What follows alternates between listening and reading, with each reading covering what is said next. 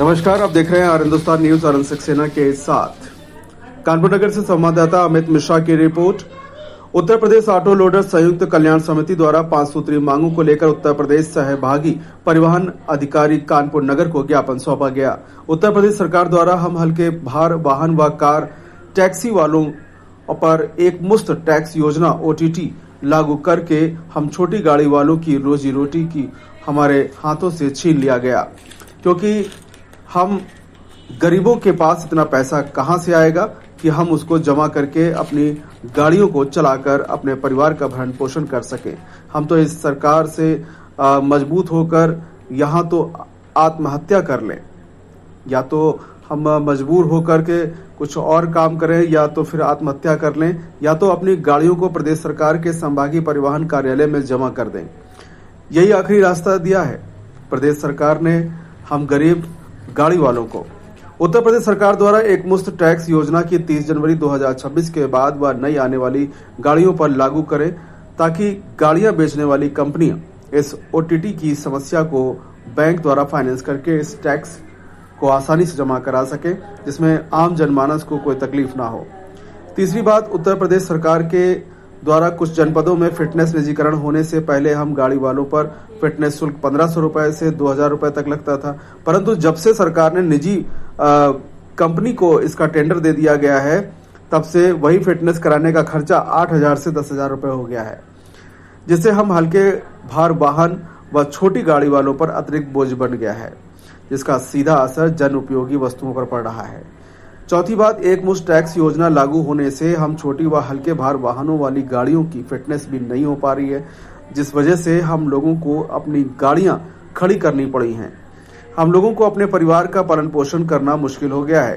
पांचवी बात की 30 जुलाई 2020 मोटर अधिनियम में बदलाव होने के कारण हम हल्के भार वाहन वालों से जो 7500 रुपए जीबीडब्ल्यू के अंदर का लोड लेकर बड़े जनपद से छोटे जनपद तक व ग्रामीण क्षेत्रों में जन उपयोगी सामान जैसे दूध, फल, सब्जी, राशन, जरूरी चीजें लेकर जाते हैं, हम हल्के भार वाहन वालों से 1988 मोटर अधिनियम कानून के तहत ही जुर्माना राशि वसूला जाए। उत्तर प्रदेश सहभागी परिवहन अधिकारी राकेंद्र कुमार सिंह ने उत्तर प्रदेश ऑटो लोडर संयुक्त कल्याण समिति के प्रदेश अध्यक्ष राजीव जायसवाल को आश्वासन देते हुए कहा कि आपके द्वारा आपका ज्ञापन मुझे प्राप्त हुआ है और मैं अपने प्रशासनिक अधिकारियों को तत्काल भेजकर इस समस्या का समाधान करता हूं। उत्तर प्रदेश ऑटो लोडर संयुक्त कल्याण समिति के प्रदेश अध्यक्ष राजीव जायसवाल ने कहा कि राकेंद्र कुमार सिंह आश्वासन देते हुए उन्होंने कहा कि मैं आपकी बात को जल्द से जल्द अपने प्रशासनिक अधिकारियों को भेजकर आपकी समस्या का समाधान करता हूं। अगर विभाग द्वारा हमारी किसी भी प्रकार की सुनवाई नहीं होती है तो 15 जून को हमारे संगठन द्वारा विशाल धरना प्रदर्शन किया जाएगा। इस अवसर पर प्रदेश अध्यक्ष राजीव जायसवाल, राजेंद्र जायसवाल, रोहित खान तथा अन्य लोग मौजूद रहे। फिलहाल अब सुरक्षित रहिए, जुड़े रहिए आर हिंदुस्तान से। नमस्कार। नहीं, उत्तर प्रदेश ऑटो लोडर कल्याण समिति के प्रदेश अध्यक्ष हैं श्री राजीव जायसवाल जी। उन्होंने एक ज्ञापन दिया है कि जो ऑटो लोडर हैं उनका जो वन टाइम टैक्स किया गया है शासन द्वारा, उसको जो है इनका ये मांग है कि क्वार्टरली जमा करने की छूट दी जाए। तो देखिए 31 जनवरी 2026 को अधिसूचना जारी हुई है, उसमें स्पष्ट निर्देश है कि 31 जनवरी 2026 जिस दिन अधिसूचना जारी हुई उस तिथि से उसके बाद की तिथियों में जो भी ऑटो लोडर रजिस्टर्ड होंगे उन्हें वन टाइम टैक्स जमा करना पड़ेगा।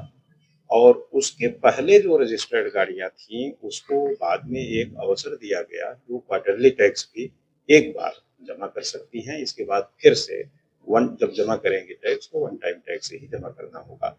ये एक शासनादेश है, ये मुख्यालय की नीति है, ये लखनऊ से ये पूरे प्रदेश में जारी हुई नीति है। ये कानपुर का स्पेसिफिक मैटर नहीं है।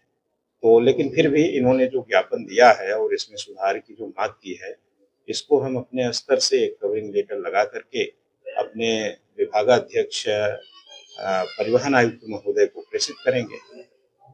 शासन जो इस पर निर्णय लेगा, जो उचित होगा, वो शासन के स्तर का निर्णय है। मैं प्रदेश अध्यक्ष राजू जायसवाल विक्की उत्तर प्रदेश ऑटो लोडर संयुक्त कल्याण समिति से आज हम लोग ज्ञापन देने आए हैं कि ओटीटी के विरोध में, वन टाइम टैक्स के विरोध में। जैसा कि हम लोडर गाड़ी और कार टैक्सी पे इन्होंने 31 जनवरी के पहले की गाड़ियों पे भी लागू कर दिया है, उसके विरोध में आज ज्ञापन हम देने आए हैं। ज्ञापन हम लोग परिवहन आयुक्त तक का दे आए हैं, मगर कल हम लोग अनशन पे बैठने जा रहे थे तो आरटीओ साहब से बात हुई तो उन्होंने कहा अनशन पे भी ना बैठो, एक बार हमें ज्ञापन दे दो और हम इस पे कुछ हल कराते हैं। तो उसका हम लोग ज्ञापन देकर के उन्होंने कहा है कि हम इस पे हल कराएंगे। अगर इसका हल 10 जून तक नहीं निकलता है तो 15 जून से हमारा अनशन चालू होगा। और अभी हम लोग लखनऊ में अर्धनंग होकर आए हैं, अब की नंग होकर के घूमेंगे केवल चड्डी बनियान पहन के रोड पे। सरकार को ये अवगत कराएंगे कि सरकार अब तो जागे। मैं राजेंद्र जायसवाल राजू, उत्तर प्रदेश ऑटो लोड संयुक्त कल्याण समिति वरिष्ठ उपाध्यक्ष।